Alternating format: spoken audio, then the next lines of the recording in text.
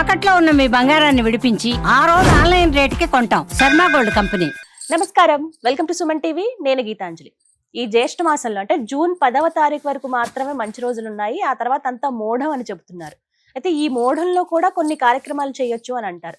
అవి ఎలాంటి శుభకార్యాలు చేయొచ్చు, అసలు మనం చెయ్యకూడనివి ఏమిటి, పాటించాల్సిన నియమాలు, మళ్ళీ ఎప్పటి నుంచి మంచి రోజులు ప్రారంభం కాబోతున్నాయి, ఈ వివరాలన్నీ తెలుసుకుందాం. వివరించేందుకు ప్రస్తుతం మనతో పాటు ఉన్నారు ప్రముఖ జ్యోతిష్యులు బ్రహ్మశ్రీ నందిభట్ల శ్రీహరి శర్మ గురువు గారు. వారితో మాట్లాడదాం. గురుగారు నమస్కారం అండి. వాగర్థావివ సంపృక్తౌ వాగర్థ ప్రతిపత్తయే జగతః పితరౌ వందే పార్వతీ పరమేశ్వరౌ. ఆదిత్యాయ చ సోమాయ మంగళాయ బుధాయ చ గురుశుక్ర శనిభ్యశ్చ రాహవే కేతవే నమః. శృంగేరి జగద్గురు పీఠాధిపతులకి, కంచి పీఠాధిపతులకి నమస్కారములు తెలియచేసుకుంటూ కార్యక్రమాన్ని ప్రారంభిద్దాం. గురుగారు, మోఢం ఎందుకంటే 10 వరకే మంచి రోజులు అని చెప్తున్నారండి. ఇంకేమైనా ముహూర్తాలు పెట్టుకోవాలన్నా లేకపోతే ఇంకేమైనా చెయ్యాలనుకున్నా ఈ లోపే అని చెప్పారు. అయితే ఎక్కడ కన్ఫ్యూజన్ ఏర్పడిందంటే కొంతమంది ఏమో 12 వరకు బాగుంది అంటున్నారు, కొంతమంది ఏమో 15 వరకు బాగుంది అంటున్నారు. పోనీ 15 తర్వాత కూడా ఒక నెల రోజులు అంటున్నారు, లేదు 20 రోజులు అంటున్నారు. ఇలా చాలా సందేహాలు ఉన్నాయండి. అసలు ఎప్పటి నుంచి మోఢం ప్రారంభం అవుతుంది? మనకు ఈ పంచాంగ గణన పద్ధతుల్లో దృక్ సిద్ధాంతము, పూర్వగణిత సిద్ధాంతం అనేటువంటిది రెండు పద్ధతుల ప్రకారం ఉన్నాయి. కాలానుగుణంగా అనేక మార్పులు రావడం అంటే సిద్ధాంతంలో మార్పులు కాదమ్మా, కాలచక్రంలో మనకు తెలిసిందే ప్రతి రోజు కూడా 1 సెకండ్ పెరుగుతుందని.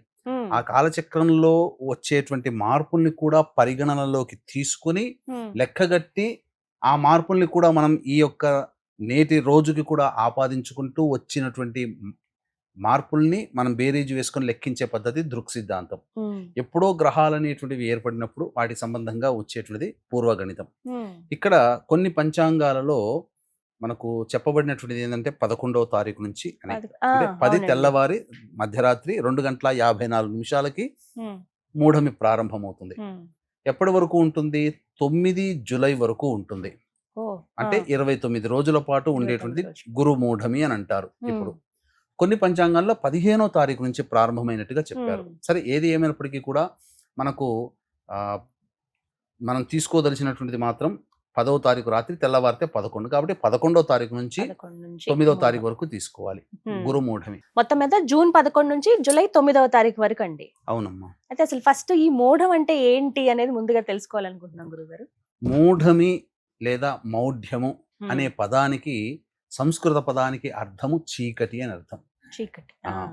కాబట్టి ఈ మూఢమి అనేటువంటిది ఎలా వచ్చింది మనకు? ఈ యొక్క పంచాంగ గణన రీత్యా చూసుకుంటే, ఏ గ్రహం అయితే రవికి చాలా దగ్గరగా వెళుతుందో ఆ గ్రహము తన ప్రభావాన్ని కోల్పోతుంది.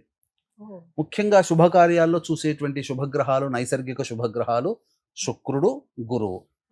కాబట్టి వివాహాది శుభకార్యాలలో ఈ గురువు కానీ శుక్రుడు కానీ రవికి అతి సమీపంలో గనక వెళ్ళినట్లయితే అవి మూఢమి కింద, అంటే ఆ గ్రహం పనిచేయదు. కాబట్టి శుభకార్యాలు ఆ మూఢమి ఉన్నంత వరకు చెయ్యరు. అయితే ప్రతి గ్రహానికి కూడా మూఢమి, బుధుడు చేరినా మూఢమి, కుజుడు చేరినా మూఢమి అని ఉంటుంది. కానీ అవి పెద్దగా పట్టించుకోవాల్సినటువంటి పని లేదు. కానీ మన దక్షిణ ఆచార దేశ ప్రాంత ప్రకారము చూసుకున్నట్లయితే ఈ గురు శుక్ర మూఢములే ఎక్కువగా పాటిస్తారు. ప్రస్తుతం ఈ విశ్వావసు నామ సంవత్సరంలో జూన్ 11వ తారీఖు నుంచి జూలై 9వ తారీఖు వరకు గురుమూఢమి 29 రోజుల పాటు ఉంటుంది. కాబట్టి కొన్ని కార్యాలు చేయదగినవి, కొన్ని కార్యాలు చేయకూడనటువంటివి మనం చెప్పవచ్చు. మరి ఆ చేయవలసినవి చేయకూడనివి ఏంటో కూడా వివరించండి. మనకు ఈ గురుమూఢమిలో చేయదగినటువంటి కార్యక్రమాల గురించి తెలుసుకుందామా. గురుమూఢమిలో పుంసవనం అని అంటారు. పుంసవనం అంటే అమ్మాయి గర్భము దాల్చిన తర్వాత, అంటే కన్సీవ్ అయిన తర్వాత 3వ నెలలో కానీ 1వ నెలలో కానీ ఈ కార్యక్రమం చేస్తారు. తద్వారా కొన్ని రసములు అనేటువంటివి ఆకు పసల నుంచి తీసినవి ముక్కులో వేస్తే అని ఆ రసాన్ని పీల్చడం ద్వారా ఏమవుతుంది? పురుషుడు కావాలన్నా స్త్రీ కావాలన్నా గర్భం ఆ విధంగా శిశువు రావడానికి ఆస్కారం ఉంటుంది. 100కి 90% అది. తర్వాత ఖచ్చితంగా ఇది అయిపోయిన తర్వాత జాతకర్మ, శిశువు జన్మించిన తర్వాత జాతకర్మ ఖచ్చితంగా చేయాలి.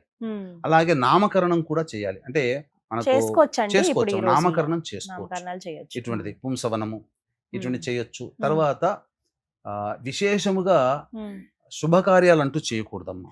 అంటే వివాహము కానీ, ఉపనయనం కానీ, శంకుస్థాపనలు కానీ, గృహప్రవేశాలు కానీ చేయకూడదు.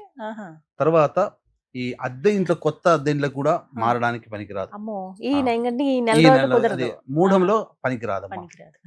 తర్వాత ఉద్యోగ నియామకాలు అనేటువంటివి చేసుకోవచ్చు. చేసుకోవచ్చు. వీటికి ఏం తప్పు లేదు. ఇప్పుడు ఇంట్లో కొత్త వస్తువులు ఏమైనా తెచ్చుకుంటాం కదా గురు, అవి తెచ్చుకోవచ్చా మరి అది ఈ మూఢంలో? శుభకరమైనటువంటి వస్తువులు తీసుకోకుండా ఉంటాయి. మామూలుగా గృహోపకరణాలు కొనుక్కోవచ్చు, Appliances కొన్ని ఏమైనా. చేసుకోవచ్చు. ఉమ్, అలాగే విశేషముగా హోమాది కార్యక్రమాలు చేసుకోవచ్చు, పూజాది కార్యక్రమాలు ఇంట్లో చేసుకోవచ్చు, కానీ వ్రతాలు చేసుకోవచ్చు. కానీ ఇక్కడ ఉమ్, వ్రతాలలోకెల్లా ఏంటనంటే కొత్తగా వ్రతం పట్టుకుంటారు చూడండి అమ్మా, ఉమ్, ప్రారంభిస్తారా ఈ ప్రారంభించేది సంవత్సరం? అటువంటివి ఆహా, చేయకూడదు. అది. కొత్తగా పట్టుకునే అంటే వ్రతాలు ఎప్పుడు చేయకూడదు. చేసేవైతే చేసుకోవచ్చు. చేసుకోవచ్చు, ఉమ్, దానికి ఏం కొత్తగా తప్పు స్టార్ట్ లేదు. చేయొద్దు అంటారు. జపాలు చేసుకోవచ్చు. ఇప్పుడు అందరు కూడా బ్రాహ్మణులందరూ కూడా మూఢాలు పనులు ఉండవు కాబట్టి అవును. చక్కగా అవైలబుల్ లో ఉంటారు. జాతకరీత్యా ఉండేటువంటి గ్రహ దోషాలకు సంబంధించి ఉమ్, ఏవైనా కానీ ఉన్నా ఆ యొక్క సంబంధించినటువంటి జపతర్పణ హోమాది కార్యక్రమాలు చక్కగా చేసుకోవచ్చు. ఉమ్, అందులో ఏం సందేహం లేదు. ఉమ్, ఉద్యోగంలో చేరవచ్చు. చాలా మంది ఉద్యోగంలో చేరకూడదేమో అని అనుకుంటారు, ఉమ్, కానీ చేరవచ్చు. దానికి ఏం చేరవచ్చు. తప్పలేదు. ఉమ్, అయితే కొంతమంది ఉమ్, ఈ నూతన వస్త్రధారణ అని హా. చేస్తారు. అడుగుదాం అనుకున్నాను. ఆ ఆ నూతన వస్త్రధారణ చేయగలము. ఏంటి గురుగారు ఈ నెల రోజులు చేయకూడదు. 29 రోజులు కొత్త ఎందుకంటే బట్టలు కొనుక్కోవద్దు అంటారు. ఇప్పుడు మీకు చెప్పాలి అని అంటే ఆ, ఆ రోజు నుంచి వాళ్ళు ఆ, ఎదిగినారు అనే అర్థమే కదా. ఆ. ఇప్పుడు అమ్మాయికి చీర కడుతున్నారు అని ఫంక్షన్, అవును. శారీ అబ్బాయికి, ఫంక్షన్ చేస్తారు. శారీ ఫంక్షన్. ధోతి సెరమనీ చేస్తారు. అబ్బాయికి ధోతి సెరమనీ. అంటే ఉమ్. ఏంటి, పెద్దవాడు అయ్యాడు అని చెప్పడానికి సూచించే ప్రక్రియ. ఆ, అవును. పెద్దమ్మాయి అయ్యింది అని ఆ, సూచించే ప్రక్రియ. ఆ, అటువంటిది మూఢంలో చేయకూడదు. చేయకూడదు. ఆ, ఓకే.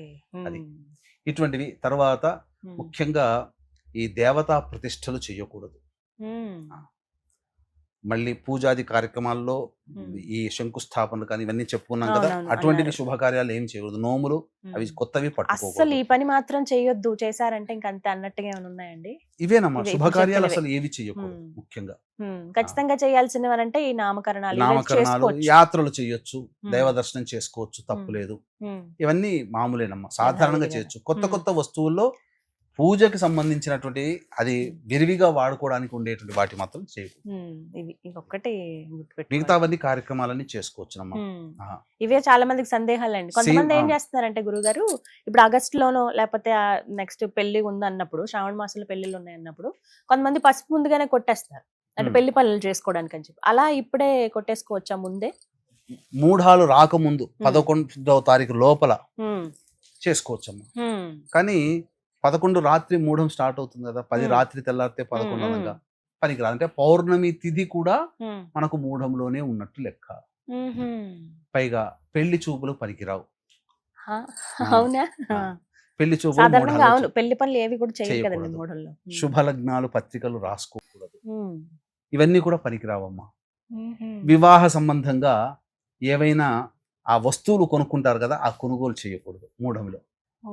ఇవన్నీ చెప్పబడి ఉన్నాయి. అంటే అంటే ఇప్పుడు ముందు పసుపు కొట్టేస్తే తీసుకోవచ్చండి ఈ తీసుకోవచ్చమ్మా, మోడల్లో? వాటికి తీసుకోవచ్చు, తప్పేం ఇప్పుడే లేదు. ముందు ముందుగా పసుపు కొట్టుకొని చేసుకుంటే గనక ఆ ఉమ్. పనిని ప్రారంభించిన వాళ్ళం అవుతాం కాబట్టి ఉమ్, అది ఇబ్బంది లేదండి. చేసుకోవచ్చు, ఇబ్బంది లేదు. ఉమ్, శుభలేఖలు రాసుకోకూడదు, ఉమ్, ప్రింటింగ్ చేయకూడదు, ఉమ్, ఇవన్నీ కూడా మూఢంలో చేయకూడదమ్మా. ఉమ్, తప్పదు అనుకున్నటువంటి కొన్ని ఉంటాయి చూడండి, ఉమ్, ఉమ్, ఆ పితృ కార్యక్రమాలు చేసుకోవాలి, ఉమ్. అది తప్పదు.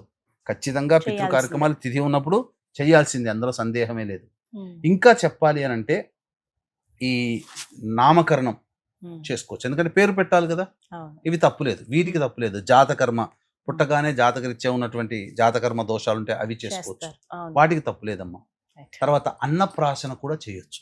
చేయొచ్చండి. ఆహా. చేయొచ్చు. ఉమ్, అన్నప్రాసనలో అంటే ఖచ్చితంగా స్త్రీకి పురుషుడికి సంబంధించి బేసి సరిమాసాలను ఉంటాయి కదా, అవును. ఖచ్చితంగా అది అలా ఆ మాసంలో చేస్తారు. పడ్డప్పుడు చేయాల్సిందే, ఉమ్, తప్పదు ఇక అది అన్నట్టుగా. ఉమ్, ఇవన్నీ చేసుకోవచ్చు, ఉమ్.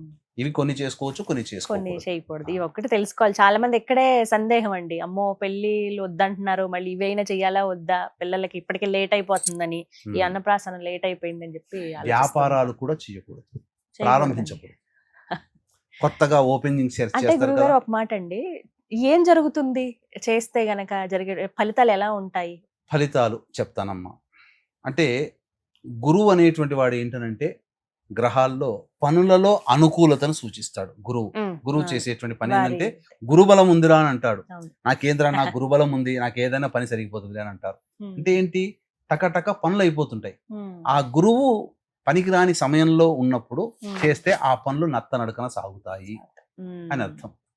అలాగే శుక్రుడు వైభోగానికి కారకుడు, భోగానికి కారకుడు, నమస్తే. వివాహానికి కారకుడు, దాంపత్యానికి కారకుడు.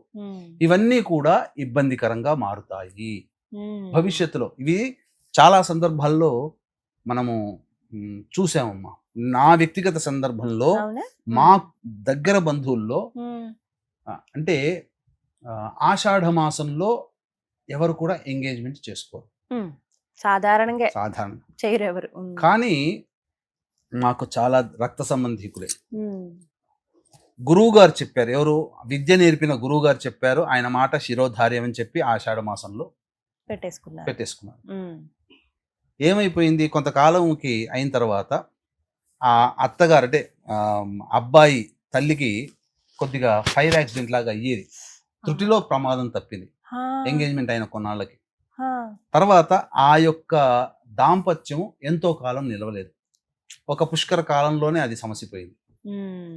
అంటే ఇవన్నీ జరిగినాయి అన్నప్పుడు, ఈ సంఘటనలు జరిగిన తర్వాత అనుభవంలో తెలుసుకున్న తర్వాత ఇవి చెయ్యకూడదు అన్నప్పుడు చెయ్యకుండా ఉండడమే మేలు.